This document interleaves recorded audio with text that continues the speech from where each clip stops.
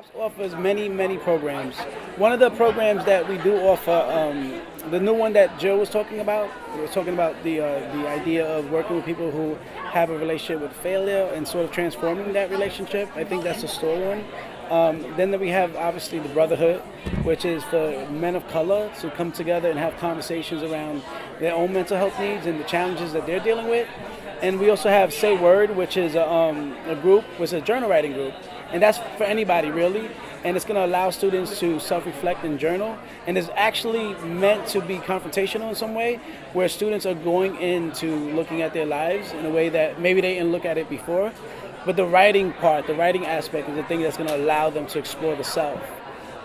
We also have, throughout the year, we have Got Stress workshops. I don't know if you ever heard of that.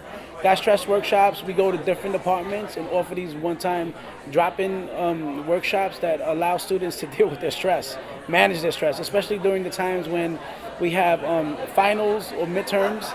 And so we really go out there to the campus and we reach those students in different departments.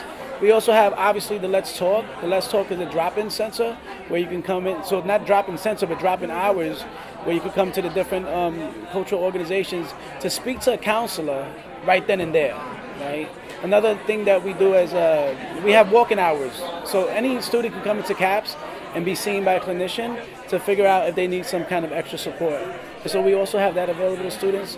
Before there was like a waiting list. Now there's no longer a list. You just come in and you drop in. We have counselors who are on call that's going to provide students with support right then and there. So when it comes to outreach, I mean, CAPS have been doing outreach for years and years and years. This is not like a new thing. But one of the things that is really special now is the Mezzo Counseling. So the Mezzo Counseling is a new initiative that allows us to be embedded in the environments where students live, where they work and they play. And so the Mezzo Counseling initiative is something that I think is powerful because it really goes to where students are at.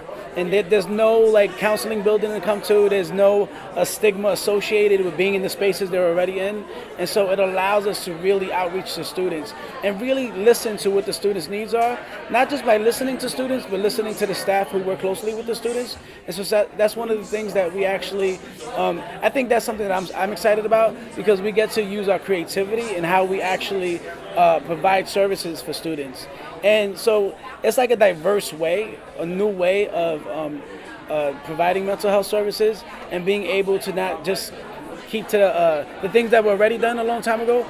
So we're sort of expanding and upgrading the types of services we do for the different students that are there.